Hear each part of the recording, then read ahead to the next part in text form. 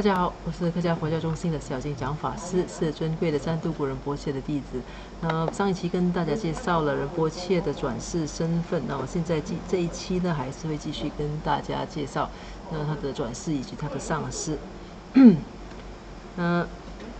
看一下刚才之前的内容。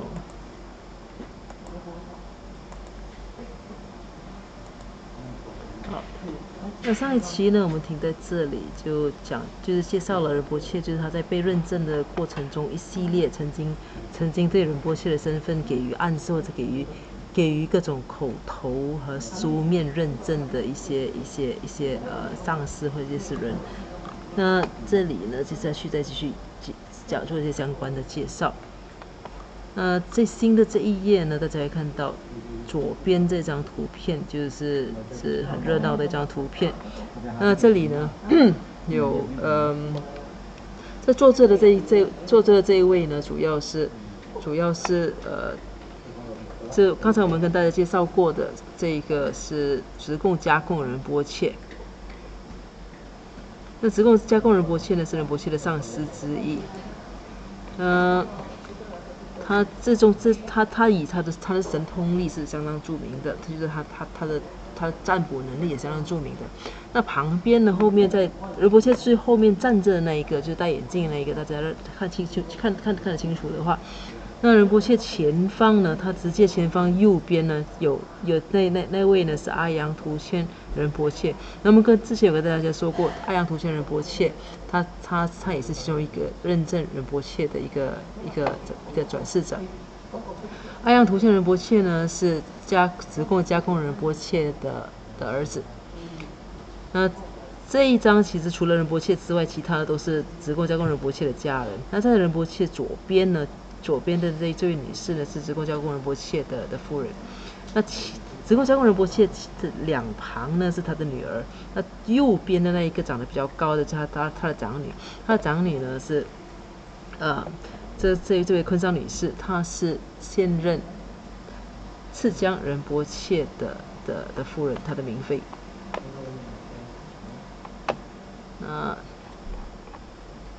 这张右边这张图呢，这张就是仁波切跟阿扬图谦仁波切的合照。那当时呢，阿扬图谦仁波切其实他认证仁波切的时候，虽然是口头认证，但是他当时其实只不过是他年龄才不过9岁。那当时他看到仁波切呢，就已经知道仁波切不是一个普通人，他就口头认证了仁波切的转世身份。在仁波切正式坐船后不久，他同父异母的兄弟彭措，在其父罗桑嘉措的授意下，来到甘丹寺看望他。彭措为仁波切住在牛棚旁边的小屋里感到吃惊，并在回到台湾后把情况告诉了他父亲。随即，罗桑嘉措亲自造访仁波切，并查看了仁波切的居住情况。他的父亲一生都以佛法有着不解之缘，对佛法十分崇敬，故此他提出要出资在甘丹寺为仁波切盖建占拉章供仁波切居住，这是他送给儿子的第一份礼物。于是仁波切终于从条件颇差的送拉章牛棚房搬进了他个人的拉章，也就是他自己本身的私宅和办公场所。此地后来因为办事效率高，充满关怀，更重要的是，它蕴藏着浓厚的事实精神，而成了寺院中最受尊崇的拉章之一。那这里最开始我们刚才说过，仁波切的生活在他刚到印度的时候，生活其实是非常艰苦的。后来呢，随着怎么讲呢，有一些资金的流入啦，他生活逐渐有了改善。那后来跟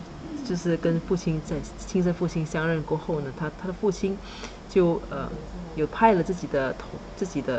另一个儿子，就是跟仁波切同父异母的，就是他的同父异母的这个兄弟彭措，就到仁波切居住的地方去查看。那这个彭措看了仁波切居住的情况之后呢，就向父亲回报。那父亲本身知道了就是罗桑嘉措知道这件事情过后，就非常吃惊。他自己本身呢，还亲自去造访仁波切。那了解了情况之后呢，就怎么说呢？他就提出要求，就说想要帮仁波切盖一个新的一个拉章，就当成是送给儿子的一个礼物。那其实我们如果还记得的话，这个罗桑嘉措他其实并也不是一个普通的，就是一般什么都不懂佛法的百姓，他其实本身也曾经出过家，而且他跟班禅大师跟教仁波切其实都有一些有一些交集的。所以仁波切在父亲的资助下呢，有了一个新的拉章，而且所以他终于从那个很简陋的牛棚呢，搬到了新的拉章里。那这个新的拉章呢，后来在甘丹萨济寺是相当著名的，因为仁波切的关系呢，这一个新的拉章办事效率非常高，而且最重要的是，仁波切他把他自己本身的世师精神完完全全的发挥出来。那至于这个故事怎么说呢？我们接下去跟大家介绍，怎么新的拉章跟他的世师精神有关系。那接下去这一页呢？那记得其实这是个图片故事集，所以会有很多照片。那接下去这一张图片呢，大家应该可能也不会陌生。你看到的其实是这一个是护法降神的一个样子。那这一位接受降神的这个神谕呢，就是我们的尊敬的第7世庞龙神谕。正入佛教护法多杰雄登通过尊敬的第7任庞龙神谕，认证赞都古仁波切的25个转世，这转世世袭。而这25个转世呢，始于佛陀时代，一位在有生之年就证得阿罗汉果的女众弟子须摩提尼。这些内容大家其实并不陌生，因为我们在一开始在序的那个部分都已经跟大家介绍过了仁波切的许多前世。那我们也介绍过仁波切的第一个前世是可以追溯到释迦牟尼佛时代的须摩提女的。那这些呢，其实也都是在近期，其实在不久之前才正式的怎么讲呢？被宣布的，那是2015年。这张图片显示了2015年第7任庞龙神谕在马来西亚彭亨州克切拉文东克切拉禅修林里，第7任庞龙神谕接受多杰雄的护法降神时，就是认证仁波切的转世身份的一个画面。那接下去呢这张图片下面你看到几张就是黑白的这是认证书，这多杰雄登护法透过尊敬的第7任庞龙神谕正式认证赞都古仁波切的转世身份。那这是认证了转世身份之后，他写下来的一个认证书。好，那右边这一张图，这个是堪苏强巴耶喜仁波切。尊贵的堪苏强巴耶喜仁波切因为戒律清净，而在寺院群体中享布盛名。好，我们再翻开另一页。那这2页呢，大家可以看到一个看起来就比较新的一个建筑物，那就是仁波切的父亲出资为仁波切盖的拉章。那左边这张的介绍是，占拉章就建在次江拉章的隔壁。当仁波切还在寺院的时候，每当年幼的这尊次江仁波切在拉章外的庭院看见仁波切经过时，都会向仁波切挥挥手。那这个占拉章呢，目前还在的，它位置就在次江拉章的隔壁而已。其实当时在还没有多杰雄登精灵之前呢，其实大家都住在一起，就是占拉章、次江拉章也全部都是在甘丹萨济寺的，所以当时年幼的次江拉章看到就是隔壁嘛，他看到赞都古仁波切的时候，他都会跟他挥手致意。那右边这一个呢？那你看到，其实这个呢，这个也是占拉章，但是你可以从另一个角度来看，你看到很多绿色的树木植物的，但是仁波切为自己的上师种的。的职务。那仁波切对于上师，他总是不遗余力的，能够尽可能就把最好的东西都奉献给上师，所以他也希望打造一个最好的环境给这些上师居住。占都古仁波切的父亲罗桑嘉措所资助修建的占拉藏位于甘丹寺，那里有一个大院子，仁波切亲手种满了果树和鲜花，并以此献给和他住在一起的上师堪苏仁波切。堪苏强迫伊斯仁波切住在顶层，而仁波切和他的弟子则住在底层。那为什么堪苏仁波切会住在这里呢？等下我们会跟大家再介绍一下。那下面的内容给大家读一读。每一位僧人刚进入寺院时，都要由一位在寺院中有权威的僧人担保他入寺，并担任他的导师。这个人也被称为看守僧。仁波切的看守僧是当时的甘丹萨基寺住持尊贵的堪苏强巴耶喜仁波切。除了向堪苏仁波切学习并直接遵从他的教导之外，占都古仁波切还要担任他的秘书和翻译。后来，仁波切还成了堪苏仁波切的昌硕替主要助手，不仅提供堪苏仁波切一切所需的帮助，还辅助他把佛法讲学推广到寺院外的广阔世界。由于堪苏强巴耶喜仁波切也是宋仁波切的一名亲近弟子，所以他也跟占都古仁波切一样住在宋拉藏里。当时的居住条件非常恶劣，这位当时已年届70高龄的上师住得一点儿也不好，一点儿不舒服。所以当占都古仁波切有了崭新的拉藏，大大改善了居住条件之后，仁波切决定邀请堪苏仁波切与他同住，堪苏仁波切也欣然同意了。仁波切把拉藏中最大的房间让给堪苏仁波切居住，自己则选了一间小一点的。从那以后，仁波切把所有的时间都用来照顾堪苏仁波切，不仅照顾他的身体和饮食，还要安排他的行程和会客时间，照顾着上师生活上的方方面面。例如，由于堪苏仁波切患有糖尿病，仁波切便竭尽所能确保堪苏仁波切的饭菜符合少油少盐的特殊需求，让他能够享有最健康的饮食。此外，仁波切每天都会亲自检查堪苏仁波切是否定时服药，送餐前也都会先尝过他的食物。至今，甘丹寺的僧众依然对仁波切对上师，尤其是对堪苏仁波切的誓师精神赞不绝口。他们最津津乐道的，莫过于仁波切最初如何邀请堪苏仁波切和他一起居住，几年后又怎样将整个拉藏都送给了堪苏仁波切。占拉藏于是成了堪苏拉藏。那大家听了这几段，大概其实就应该也知道发生什么事情。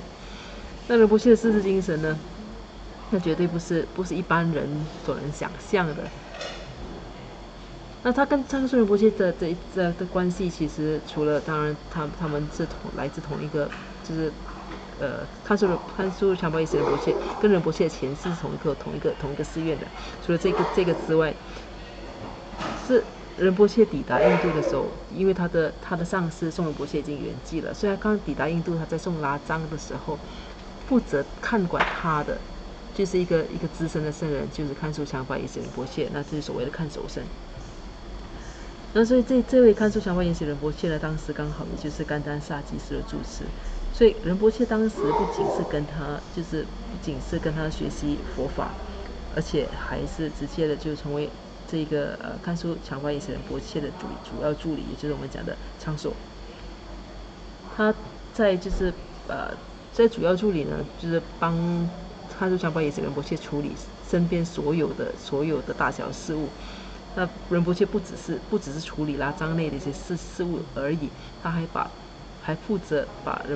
堪苏强巴耶喜仁波切的佛法讲学推广到海外去。那堪苏强巴耶喜仁波切会住在宋拉藏，是因为他本身也是宋仁波切的弟子。那我刚才我们之前有知道过嘛，说当时仁波切住的地方是牛棚嘛。那其实堪苏强巴耶喜仁波切所住的地方条件也没有太好，就是跟仁波切也差不多一样。那其实是因为整个寺院的条件都相当不好，所以当仁波切有了条件之后，就是有了自己的拉藏之后呢，他第一个时间就想到自己的上师，所以立刻就把自己的上师邀请了回来跟自己一起居住。不仅是这样，他还把最好的房间、最大最舒服的房间都送给了自己的上司。除此之外呢，他还就是让自己成为怎么讲？我刚才说过他是上司的管家嘛，他就把这个地方当成是供养上司的一个地方，就把整个拉章都打理得井井有条，给自己的上司一个最舒服、最好的一个环境，还照顾好自己上司的身体和生活。那康苏强巴耶洗仁波切就是跟很多寺院的僧人一样，就是老僧人。康苏强巴耶洗仁波切身体也不是很好，他有糖尿病这个问题。那糖尿病的病人其实大家都知道，糖尿病病人在饮食上是需要特别照顾的，因为他后遗症非常多。所以仁波切呢，就是用心尽心尽力的去帮康苏强巴耶洗仁波切去注意他的饮食啊，确保那个食物是少油、少盐、少糖的。这样子的情况，就是让看出也洗仁波切的健康情况有了明显的改善。而且仁波切他总是要确保这些上司是定时服药的，而且在上司在吃饭之前，在用餐之前，仁波切也要亲自的去尝过这些食物，确保食物是合格的，才会送给自己的上司吃。那这样子的一种精神，在当时他的世精神，就是包括他把自己的拉章啊送给自己的上司啊，不仅这样子，他还把自己还全心全意的在自己送给上司的这个拉章里，这样子全心全意的在照顾这些上司。所以这样子的一件事情，就在寺院成了一段佳话。这一个事情后来流传了很久，到现在为止都是僧人们津津乐道的一件事情。那其实不只是这样，后来仁波切到马来西亚弘法之后，仁波切还把整个拉章送给了看苏强巴耶洗仁波切，所以那个从此呢，那个赞拉章就成为了看苏拉章。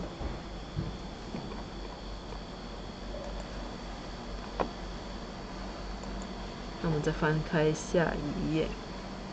那这里也是2张大图。那左边这一张图，大家看到是一群僧人围着坐在庭院吃饭，或者是用餐。这是赞拉章的其中一幕，这些都是赞拉章的僧人。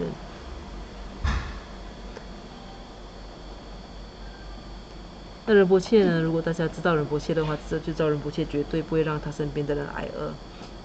所以赞拉章的僧人呢，都得到相当好的一个照顾。那接下去右边这一页，这个是1990年5月31日，如果大家还记得这个日期，这是仁波切坐床的那一天。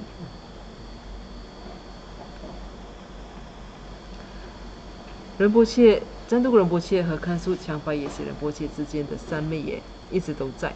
且永世不变。萨基寺所有僧众都知悉赞都仁波切和看苏仁波切之间的这种关系。这个是戒律师和甘丹萨基寺诊所前所长格西蒋须多杰所说的。刚才我们说过，仁波切在寺院里，虽然他已经离开寺院，就是前来马来西亚已经一段时间了，但是当时就制作就是这个承诺的制作团队前去拜访甘丹萨基寺的僧人的时候，大家都还记得仁波切当时的所作所为，他尤其对他的世精神，大家其实都是没有办法忘记的。那这个戒律师和甘丹萨基寺诊所的前所长，他的回忆就是说，仁波切跟上司之间的关系，他的三昧也是一直都在的，而且是永世不变的。那么三昧讲的就是指一个人也非凭靠强烈的信仰、意志心和精进所创造出的跟上司之间的一种殊胜纽带和承诺。那好，再下一页。那这一页呢？这是一个长的图片。这一张照片呢，大家会看到有8位僧人坐着并排坐着。那中间2位大家应该都很熟悉，中间2位左边的呢是看苏强巴耶洗仁波切，那中间右边的这一位呢是就是拉蒂仁波切。那赞杜格仁波切是左边坐着的第2位。这照片如果大家看得到的话，宋仁波切呢是右边算起坐着的第3位，也就是在拉提仁波切身边的那一位。这些呢都是布康康村的转世高僧。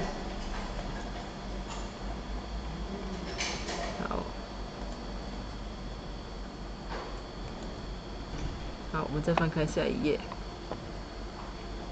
那在左边这一张图片呢，我们看到仁波切就是坐在自己的床上，自己的座位上，在忙着在书写。这里旁边呢有一段话是仁波切写的，他说，在这个位于甘丹萨基寺的房间里，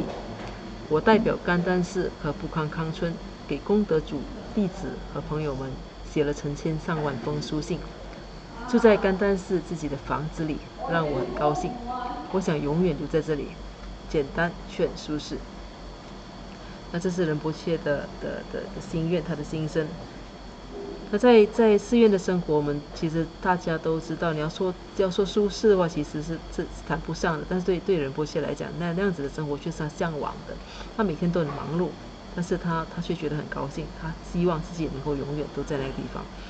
当时他的生活，其实他在这些拉章里，其实他除了忙着要学习啦，忙着伺候上师之外，他也要不断的去帮寺院筹款。所以他是每天是不停的，也是在跟功德主啊。跟就是国外的弟子啊，也常常有书信来往的，而且当时并不像现在这样子，我们可以直接就是用打开一个电脑，就用个电邮就已经寄出去了。当时并不是这样，当时的情况，当时的通讯方式呢，还是用很最传统的方式，用文字，用亲笔书信来写的。所以仁波切就在自己的拉章里就一封又一封的信写给了寺院的功德主，给自己的弟子，还有朋友们，就不停的在做这样子一些书信的往来。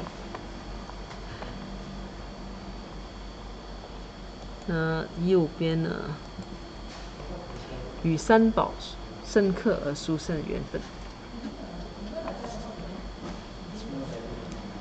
赞杜格仁波切是这里看得到，希望大家看得清楚。那仁波切呢是，你看前排有三位戴着就是仪式的帽子的。那仁波切是右边的第一位，就是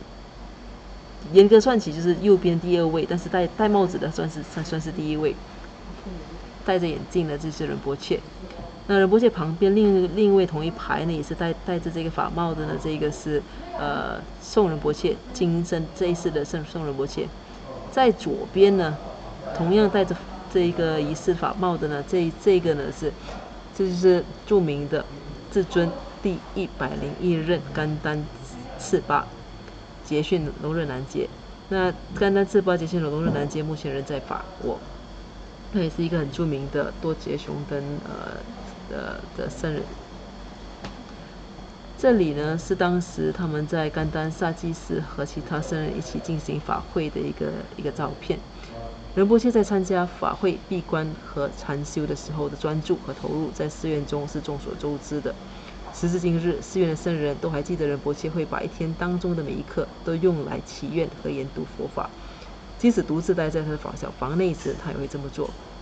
那仁波切的用功和投入和专注是出名的，这是大家都记得的。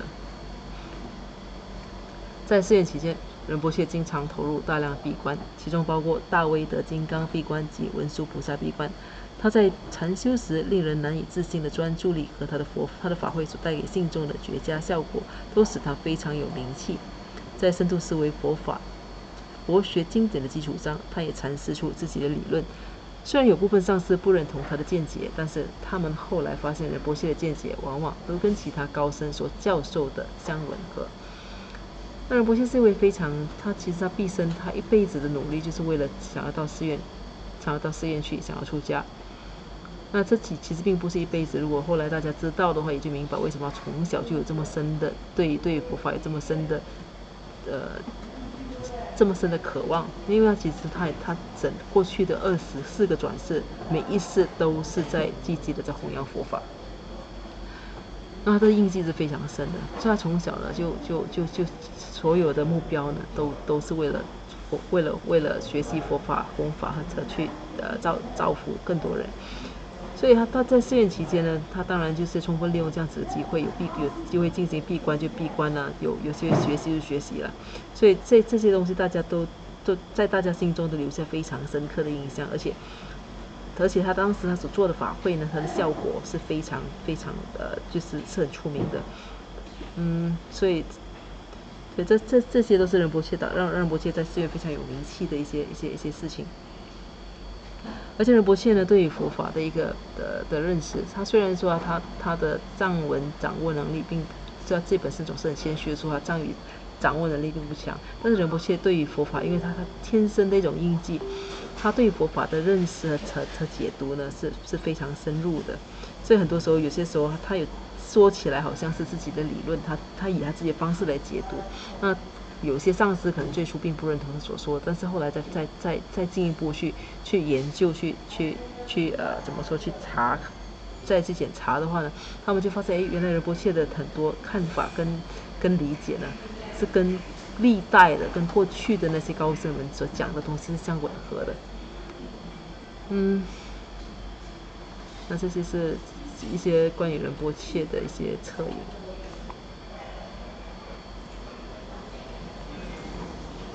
好，那我们再接下去的，再翻开下一页。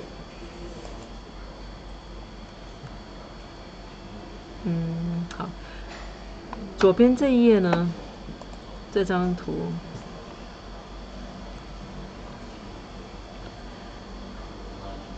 珍贵的戴罗度古仁波切是卡尔梅克族的西藏佛教精神领袖，也是赞度古仁波切的表弟。图片显示，他与仁波切以及已故的蒙古佛教领袖尊贵的第9世卡卡杰逊丹巴仁波切合影。戴罗仁波切在附近的泽邦寺修学，使得这对表兄弟有机会时常聚在一起。除此，卡卡杰逊丹巴仁波切也会到赞都古仁波切的家做客。所以这张图片呢，有中间坐着的这位是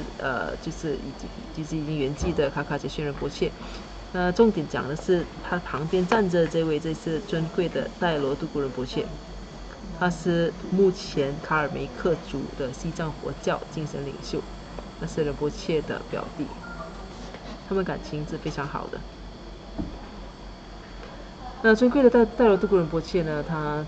曾经他觉得他对仁波切的评价是这样子的，他说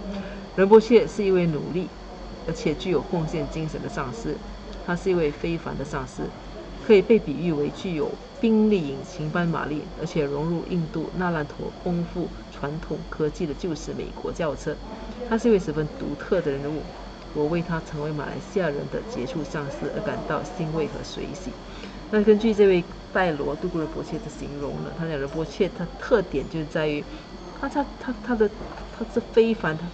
他用非凡这个字眼来形容仁波切。当然，最初他承认的是仁波切非常努力，而且充分精神。但是他特点，他尤其在讲到仁波切特点的时候，他说仁波切呢，他就好像拥有宾利一般的引擎。我们知道宾利是一个是很名贵的轿车，那他的引擎是著名的。他说仁波切呢，就像是拥有一个宾利的引擎，但是他却同时呢，他却是一个旧式的美国轿车。他在旧式方面呢，讲的是仁波切其实是身上是完全的就怎么讲呢？他虽然是很新的一个人物，他虽然弘法方式非常新，但是他呢身上却是浓厚的有印度那烂陀的传统的一个怎么讲？印度那烂陀式精神的一个人物。所以他讲的主要是仁波切综合了新和旧、现代和传统的，是一种独特的一种结合体。好，我们看一下这一些，接下去的是OK 一些不一样的内容。那我们接下去你看右边图片，这是仁波切跟一群弟子，还有在一个可能在一个校园里的一个合影。那这是另一个内容，讲的是仁波切在印度的一些